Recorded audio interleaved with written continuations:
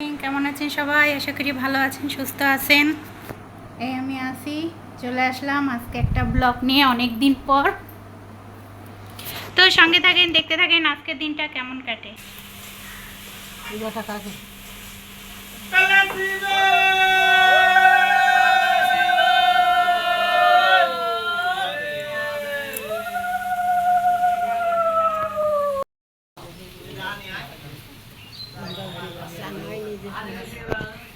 তালির ওই ব্যাগের ভিতর ওগের হাতে তো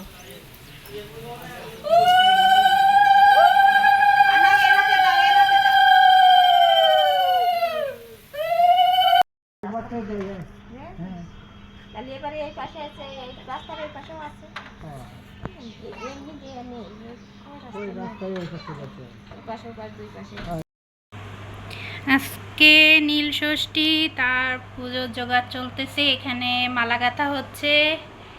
এখানে মন্দিরে যাব, তাই প্রসাদ বানানো আছে, গোটা ফল, এখানে দুধ, সব কিছু আছে। আর এই যে আমি ঘরের পুজো দিয়ে নিছি, এখন মন্দিরে যাওয়ার জন্য সব কিছু রেডি করতেছি। তো সঙ্গে থাকেন, দেখতে থাকেন। এই রেডি হয়ে নিছি, এই যে এই শাড়িটাও পরে নিছি, নতুন শাড়ি পরলাম। তো এখন যাব, সিঁদুর পরি নাই, সিঁদুর পরবো, পরে এখন যাব মন্দিরে। তো সঙ্গে থাকেন, দেখতে থাকেন আজকের দিনটা কেমন কাটে, পুজোটা কেমন হয়।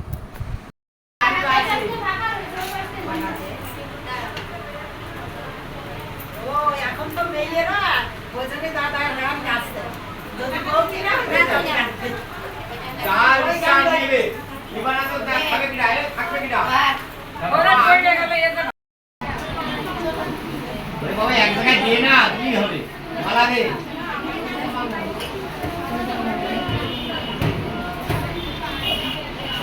অনেকই ধাপা ঘাট শিবায় দুগ্ধ জলম শিবায় দুগ্ধ জলম শিবায় দিয়ে দাও। বেলের পাতা ফুল ধরতে হবে টপ টপ দিয়ে বেলের পাতা অনেক গোল গোলা